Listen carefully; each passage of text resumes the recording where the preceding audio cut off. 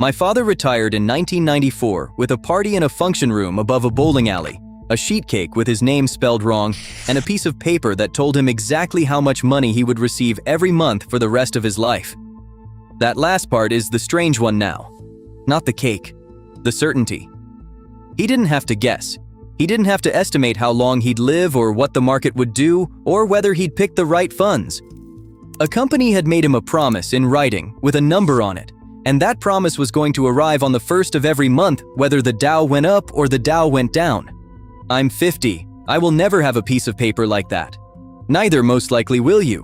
What we have instead is an account, a balance that moves, and a word that gets attached to it constantly, in every brochure and every HR meeting and every ad. The word plan. Your retirement plan. I want to spend the next few minutes on that word, because the man who built the thing it describes has spent more than a decade saying it was never supposed to be that. His name is Ted Benna. He's 84. He lives on a farm in Pennsylvania, and in 2016, he described what he created with one sentence. He said he'd made a monster. Let me tell you how it happened, because the story is smaller and stranger than you'd expect. In the fall of 1980, Benna was a benefits consultant, not a policymaker, not an economist, a guy who helped companies set up employee benefits, and he was reading through a piece of tax law that had been passed 2 years earlier, Section 401(k). The whole thing was about a page and a half long. Here's what it was actually for. Companies had a practice of letting executives defer part of their cash compensation to reduce their tax bill. Congress wanted to put limits on that, so they wrote a short provision that set the rules for it. That's it. That was the intent. A guardrail on an executive perk. And Benna, reading it, noticed something nobody had noticed. The way the paragraph was worded, it could be read to permit something much bigger. An employer taking a portion of an ordinary worker's salary before tax and putting it into a retirement account. He took the idea to a client. They said no. He kept going. By his own account, this was, his word, a fluke. It became effective in January of 1980, and in that first year, nobody was out selling these. There was no industry. There was no plan. There was a man who noticed a sentence. Roughly 60 million American workers now have a retirement account that exists because of that reading. And by the end of this video, I think you'll see why the word plan is doing an enormous amount of quiet work. Now here's the number that reframes everything. In the early 1980s, about 60% of private sector workers had a traditional pension as their only retirement account, a defined benefit. My father's piece of paper. Today that figure is around 4%, 60 to 4. Not over a century. Within one working life. I want to be careful here, because this is where these videos usually go wrong. The 401(k) did not walk into a room and kill the American pension by itself. Union membership collapsed over the same period. Regulations shifted in ways that made pensions more expensive and riskier to maintain. Companies decided, deliberately and legally, that they no longer wanted to carry the risk of promising someone a number for 30 years. The 401(k) didn't cause all of that, but it gave it somewhere to go. Once there was an alternative that cost the employer less and moved the risk onto the employee, the alternative became the default, and then it became the whole thing. I remember the exact moment it became the whole thing for me. New job. A woman from HR handed me a folder. Inside was a list of maybe 14 mutual funds, each with a name that sounded like a law firm, each with a column of past returns, and a form asking me to write in percentages that added up to 100. She gave the room 20 minutes. I was 22 years old. I had taken exactly 0 classes on any of this, and I made a decision that afternoon, in a conference room under fluorescent lights, next to a guy eating a sandwich, that would compound for the next 40 years of my life. Nobody explained the fees. I want to be clear that I don't think she was hiding them. I don't think she knew. Which brings us to what actually turned Benna against his own creation. In the original design, the employer was supposed to pay the costs, the administration, the record keeping, the audits. That was the company's expense, not yours. That's how he built it. That's not how it ended up. Over time, those costs migrated onto the participants, onto the account, taken out quietly, year after year, as a percentage. He told the Wall Street Journal that he helped open the door for Wall Street to make even more money than it was already making. That's not a critic saying that. That's the architect. and he's been saying it for a long time. He was calling the plan too complex and telling Congress to overhaul it back in 2011. He called it a monster in 2016. For years, he described it as something that should be blown up and rebuilt. He also regrets something more specific, and it's a detail almost nobody mentions. He says he helped clear the way for investment advice to be given directly to participants. He put that in the regret column himself. A percentage sounds like nothing. That's the whole trick of it. 1% a year does not feel like a number you should be angry about. Across 40 years, on a balance that's supposed to be compounding, it is one of the largest single expenses of your working life. And it never appears on a bill, never arrives in an envelope, and never asks your permission. Now. Here's the part where I owe you the other side, because a video that only prosecutes is not worth 11 minutes of your time. The 401k worked.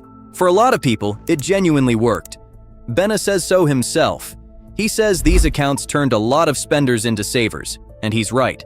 Millions of Americans have money today that they would have spent in 1994 if it hadn't been quietly removed from their paycheck first. That's not nothing.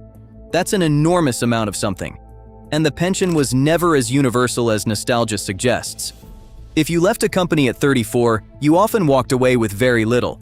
It rewarded staying put for decades at a single employer, which described my father's generation and describes almost nobody now. So this isn't a story about a golden age that was stolen. It's a story about a trade, certainty for portability, guarantee for control, that was never explained to anybody as a trade. Where it clearly hasn't worked is further down the income scale. More than 2/3 of private sector workers can get into a 401k type plan. Only about half of the people eligible actually put money in. Benna's explanation is blunt and, I think, obviously correct. They can't afford to. You cannot defer income you are currently spending on groceries. The plan asks you to give up money today for money in 30 years, and that offer only makes sense if you have money today. And there's a related figure worth sitting with. Roughly 44% of the employer subsidy in the 401k system flows to the top 20% of earners. The tax benefit is largest for the people in the highest brackets, which is to say, the benefit is biggest where the need is smallest. Which brings me to the part I'd want to know if I were you. Ted Benna is 84 years old, and he has a new product. It's called Radish.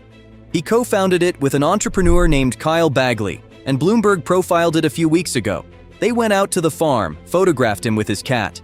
It's an employer-funded incentive account. A company deposits money when a worker hits a target, safety or attendance or on-time delivery, or as an annual retention bonus. The money doesn't run through payroll, so the employer skips payroll tax on it. Pull it out before 59.5 and you'll pay income tax plus a 10% penalty, same as you would elsewhere. I'm not telling you it's bad. I don't know whether it's good. It's brand new and almost nobody uses it yet. I'm telling you it exists because when a man spends 10 years criticizing a system and then launches an alternative to it, you're entitled to hold both facts at the same time. His critique of the 401k is well documented and it long predates this company. And he is also, right now, selling something.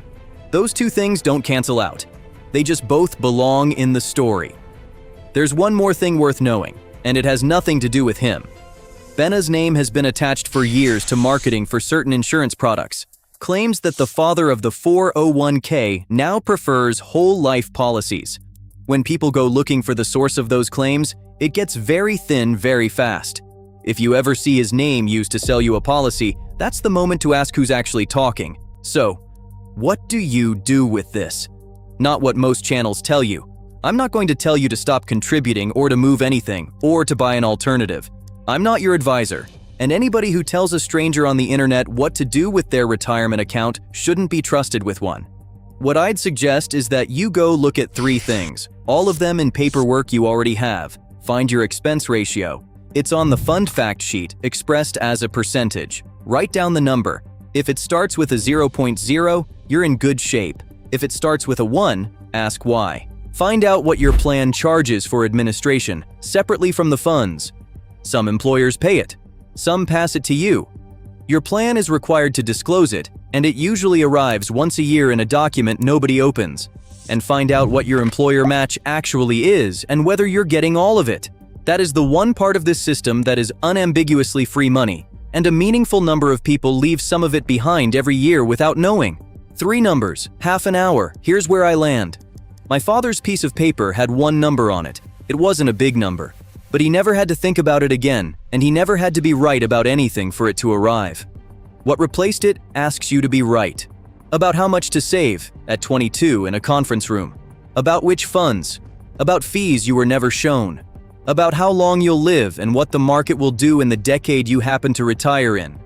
That's not a plan. That's an account with your name on it and all of the responsibility. The man who built it has been saying so for 10 years. He didn't set out to replace the pension. He found a sentence in a page and a half of tax law that had been written about executives, and something enormous grew out of it. You can decide for yourself whether that's a scandal or just how things happen. But it's worth knowing that the thing you're counting on was never designed to be the thing you're counting on. I'm going to keep pulling this thread here. The systems that became load-bearing by accident, the fine print that turned out to matter, and the parts of your money that are technically public and functionally invisible. If that's useful, subscribe. And if you know someone who's still working and has never once looked up the expense ratio on their 401k, send them this. It takes 10 minutes to check, and it's a much better conversation to have now than at the end. I'm glad you're here. See you next time.